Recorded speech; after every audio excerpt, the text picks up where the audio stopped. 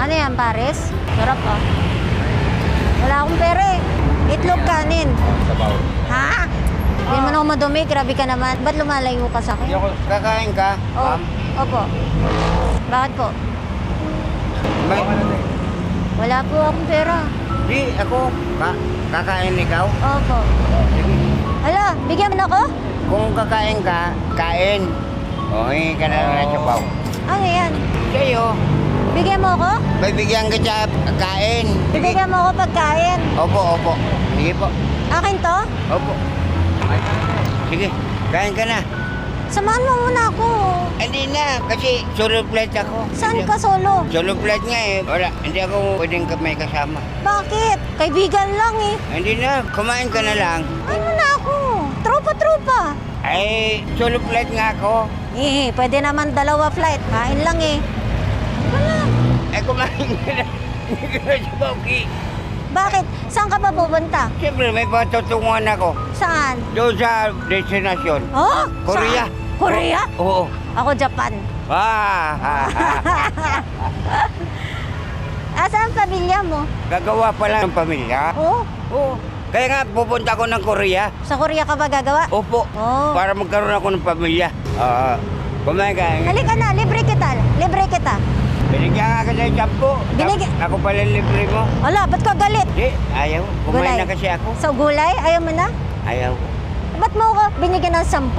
Wala ka naman pala masyadong pera din. Pareho tayo. Para kumain ka. Ikaw? Kumain na ako. Ano ba meron dyan? Silip lang ako. Karton, panapin. Doon ka natutulog? Oo. Usap ta, halika. Ano ang bibilin mo, sir? Sabihin mo sa akin. Very simple. Ano? Damit? Ano pa po? Pants. Pantalon.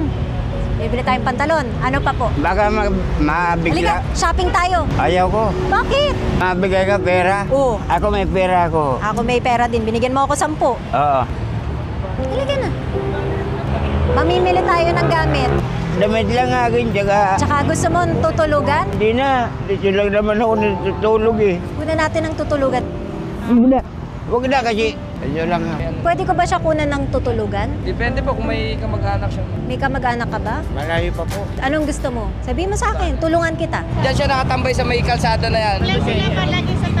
Gusto ko tulungan si tatay. Gusto ko siya bigyan sana ng pera. Kasi nakita ko, ilan lang yung barya niya. Sobrang natouch ako kasi wala nga siyang tirahan. Dala lang daw niya karton, doon siya natutulog. Ngayon, gusto ko siyang bigyan. Kausap siya ngayon ng team namin. Ang problema daw, pag binigyan ng pera, uutuin daw siya ng mga tao. I think meron siyang problema din sa pag-iisip. Kanina hindi talaga ako takot sa kanya kasi hindi naman siya nananakit o pinapaalala pa rin niya kumain. Grabe. Ayaw niyo ho ng hanapan mo namin kayo ng matitirhan. Okay na po ako. Yung balila ako, malaya ako.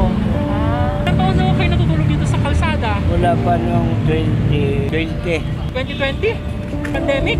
Oo. Ano hong nangyari? May trabaho kayo dati? Meron pa ako trabaho eh. Nawala yung gamit ko. Ano hong trabaho niyo dati? Maton po. Sa construction? Opo. Natigil ho kayo. Tigil kasi nawala. Nakaw eh.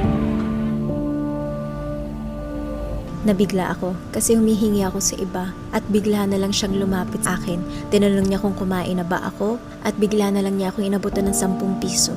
Kahit 15 lang ang pera niya, pambili ng sabaw. Maganda ang puso niya. He just needs help. Mabait siya. Kailangan ko siyang tulungan. Tagal na siya dyan sa kalsada. Tinanong ko siya, gusto ba niya ng tirahan? Kasi willing tayong tulungan siya. Tsaka long term Ayaw niya. Ayoko. Kung tutulungan daw natin siya, let's say, bibigyan mo siya ng cash, mabuwi sa inom. Kasi yun daw ang ginagawa. Alam ko na gusto mong tumulong siya. Malay mo, maging matino siya. Tinanong natin siya eh. I know he has a good heart. He has a good heart. Gusto ko siyang tulungan. If it means na for the rest of his life, kailangan natin siyang bahayin at bigyan ng pagkain, tulong, lahat, I'm willing. Basta maging maayos yung kalagayan niya. Taga-albay si tatay. Kung sino po ang kamag-anak niya, please message this person on Instagram. Tulungan po natin siya. I need your help kasi hindi ko kayang mag-isa.